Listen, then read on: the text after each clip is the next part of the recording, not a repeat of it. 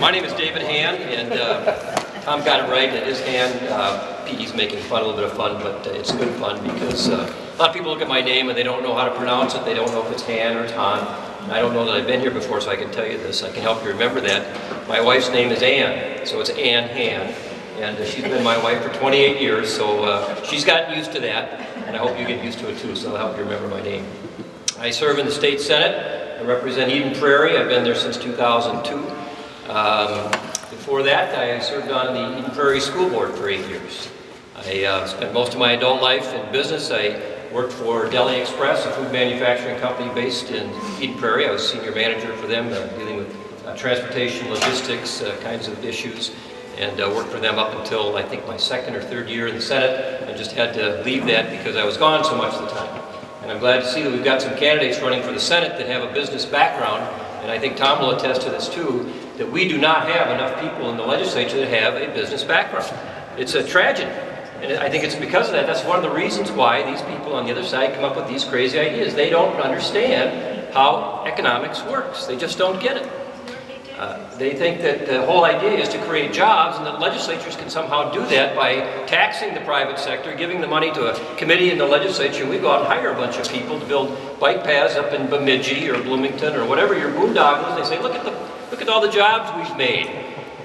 And they have made some jobs, that's true, but they don't count the cost. And the cost is the money that comes out of the private sector that could be used for productive things, where you actually have people who are in agreement with each other, where they both benefit from a transaction that's freely entered into. That's how economies are built, not by having government spend money.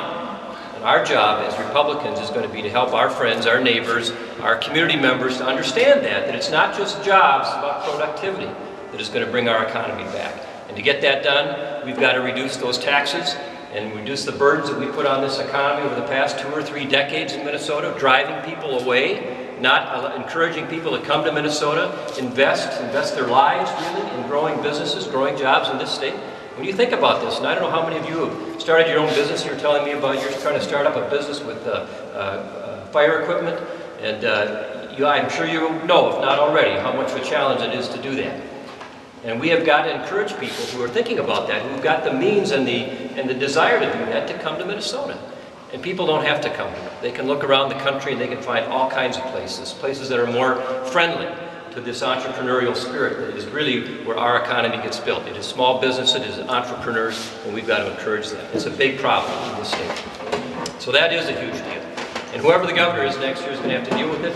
Our friends on the other side, they don't get this. They don't understand that. All they're interested in is raising taxes. They think that this is a problem of revenue. Not enough revenue, and we got to just burden the economy to get more of it into the hands of the politicians. And that has got to change. It's got to change. Our budget grows too fast. It's on automatic pilot, growing 6 to 8% every cycle. If you do nothing, the average growth in the state budget for the last 50 years has been 19%. The average. Now that's slowed down quite a bit under Governor Pawlenty, and we're grateful for that. But we really have to get at managing the structure of the budget. And where is that money coming from? Where is that money spent? Health and Human Services, the welfare, the healthcare side of it is 20 to 30%. Education, K-12 and higher education is another 50% combined. That's 80% of the budget right there. And those are the things that we have got to change. The structure of those things got to change. And I do want to tell you that we talk a lot about the economy as Republicans, about the reason that we have to control the spending, and those are great things, and we have to do them. But I also believe that they are symptoms of a deeper problem. That we have got a culture that has changed over the past 40 or 50 years.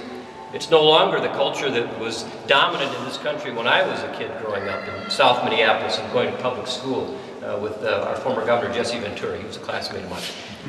He had a different name at that point. But it was a different time, and it was a different way of studying. What's that? Did he graduate? I don't know.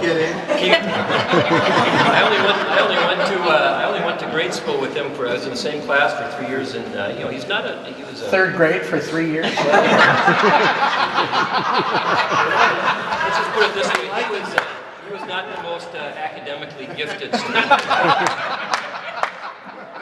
But it was a different time. The culture, I think, was different.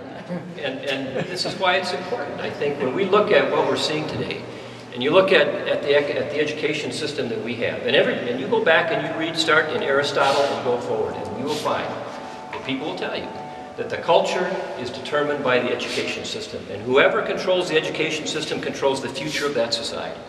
And we look at what we're seeing in Washington and who we've elected and the kinds of things that people are doing. And your congressman down here, Tim Waltz, who believes that the Constitution is a document that permits us to do whatever we please, that it's for the general welfare. He reads that clause as meaning that government can do whatever it wants, doesn't understand the meaning of the Constitution. How does this happen?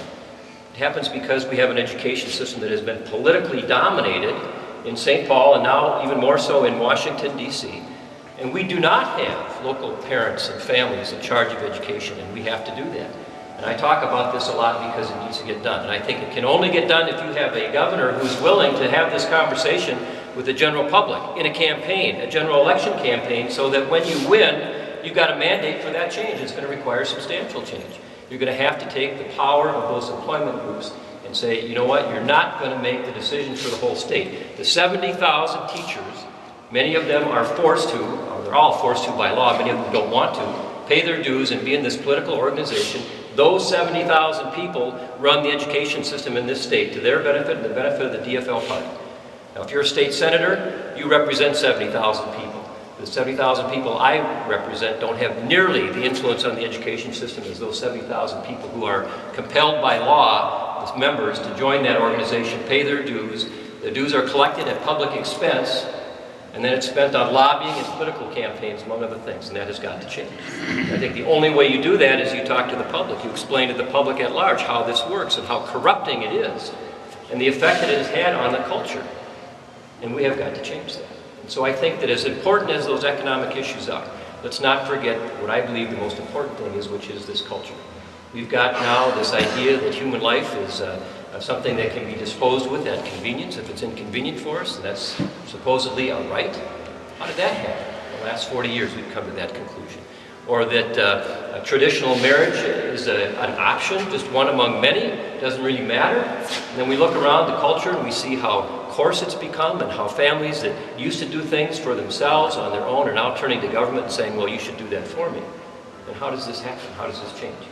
We have got to get that back. And I just think that as Republicans, we can get the economy right in the next 4 or 5 years, and that will be great.